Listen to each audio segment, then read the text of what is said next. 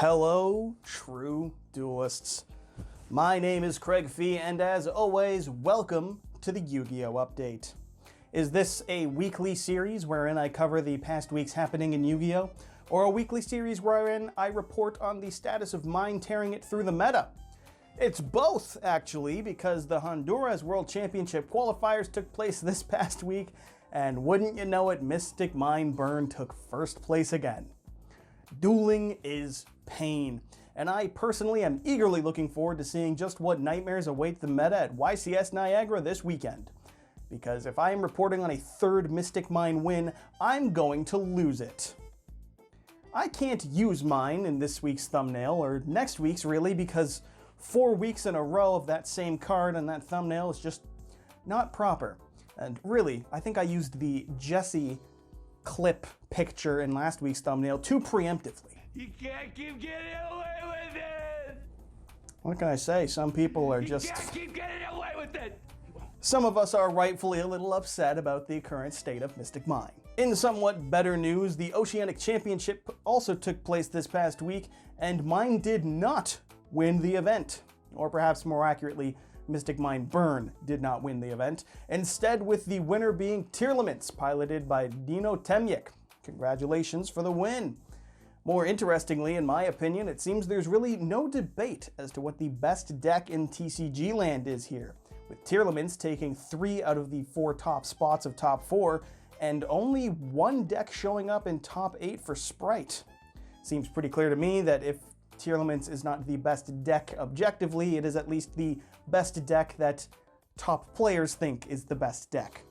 Take from that what you will, before informing me that they're all meta sheep who don't know the true power of Tri-Brigade when Tenki isn't ashed, or whatever it is people are now going to say is the better thing to play now that it's no longer the meta but still viable. No. Yu-Gi-Oh! Players. Shoutouts to X-Saber.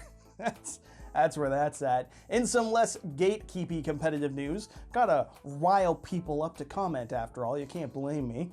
The Megatins are just a week away, and the pre-order pricing has begun. And my god, it's actually reasonable. Who would have thought? Even TCG Player, generally known for having some of the more higher priced options, has Pot of Prosperity as the most expensive card, only at $40.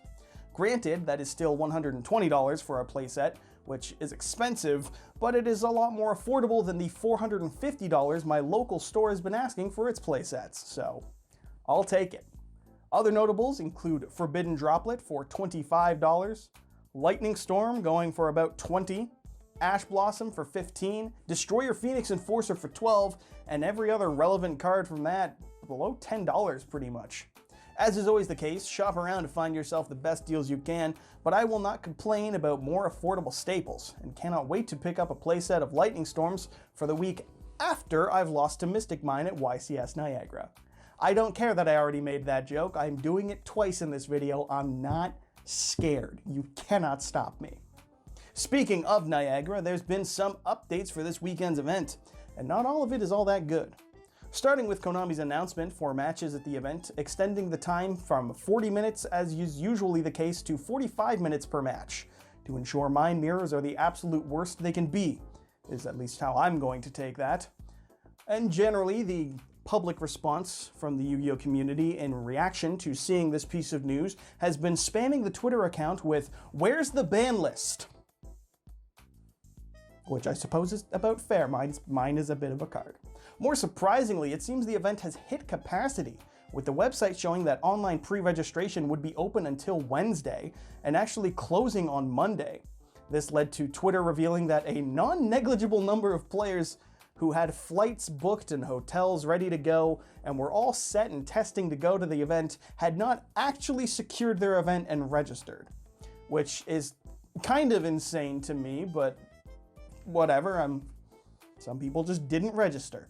Really, it's the real-world version of players missequencing their chains or some sort of other horribly forced joke to imply that the order in which you register for events and, hotel registrations and all that jazz is comparable to missequencing your chain links.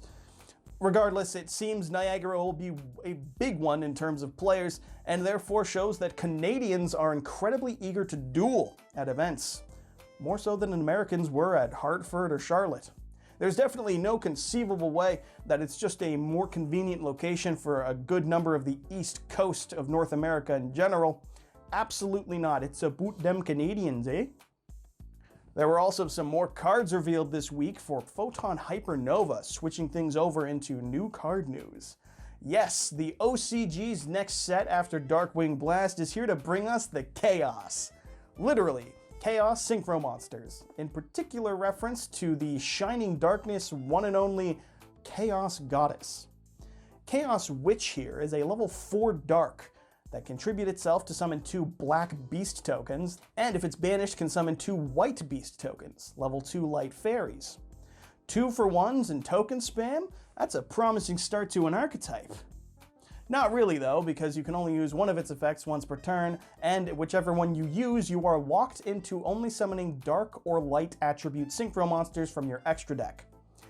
Yeah, bit of a niche extra deck that you're limited to there. And get used to that lock because it's on a number of the monsters you're about to hear.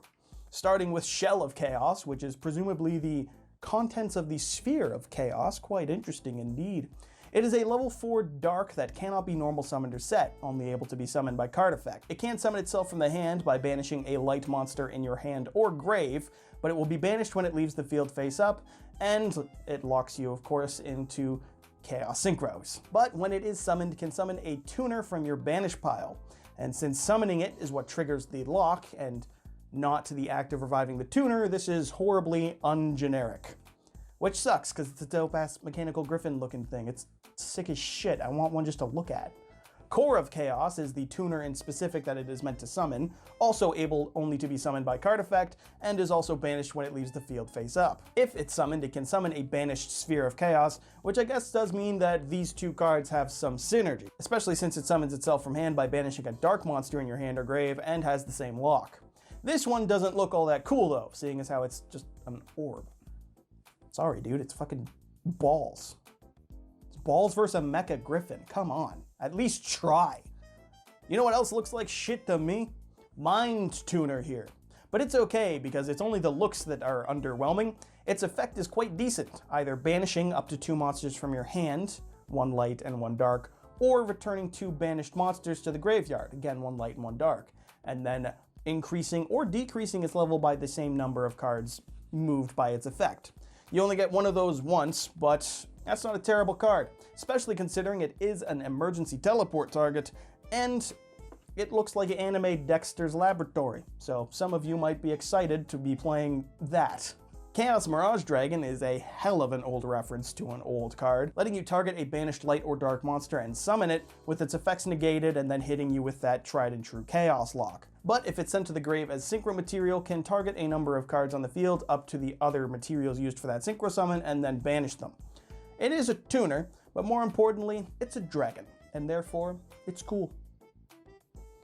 Chaos Archfiend is the boss of the deck, it would seem, looking dope as shit, and that is certified right there. It'll gain 2,000 attack during the turn that a card is banished, can battle all monsters the opponent controls once, and banishes any monster it destroys. Cute. The other effect only triggers if it leaves the field by an opponent's card effect, and summons another Chaos in name synchro monster from the extra deck, not just any light or dark.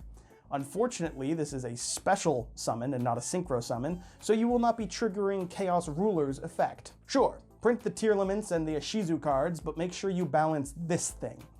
I get it, it just makes sense. Chaos Beast at least looks fucking dope, so I don't even care how good or bad it is. That's just a cool looking card, man.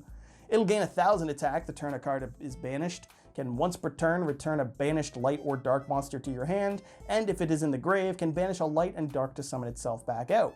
Each effect is once per turn, and it's at least decent and splashable for both recovery and extension in other decks. Or at least it would be the case if the synchros did not need light tuners specifically and dark non-tuners specifically. Not game-endingly bad, but why did we have to do that? I get it's in reference to Chaos Goddess, I get it. It's just, it shouldn't really be. Is that really the part of Chaos Goddess we all cared about? Either way, lastly is the trap, Chaos Phantasm. It lets you return a banished light tuner and a banished dark non-tuner to the graveyard, and then summons a synchro monster whose level is the same as the two, returned monsters. Cute, but again, not a synchro summon, which means you don't trigger Chaos Ruler and it can't be revived from the grave once it goes there, since it wasn't summoned properly in the first place. All in all, it's not terrible. It's not meta, but things don't have to be. It's just hilarious to see this is a very balanced and fair archetype when we're currently dealing with Tearlaments and Spright, which are not things I would describe as balanced and fair, certainly not to the degree that these things are. Not to just complain that they're broken. But regardless, probably a good way to sum it up, really. In my honest news opinion, at the very least, they will be affordable. And since there is a woman, I'm sure a number of people will be ecstatic about that in and of itself. Just takes one per deck. Yu-Gi-Oh! Players are just like that. In merch news, dragons! Which means I'm interested. Or am I? Because Funko Pop has revealed a new 5-headed dragon Funko Pop as new merch. Which means I would have to become a full sentient Redditor and buy a Funko Pop. But it is a dragon. I am quite torn by the duality of my being to not want to be a Redditor, but also have the dragon.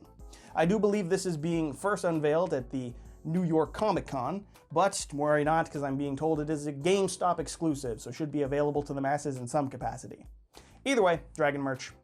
It's not cliche DM merch, so I'll support it, even if only verbally. In community news, YouTuber and streamer House of Champs tweeted out that he could take 5 dragons at once. Just felt like sharing that piece of information. As for me, I have only one thing to say to that. Go off, King.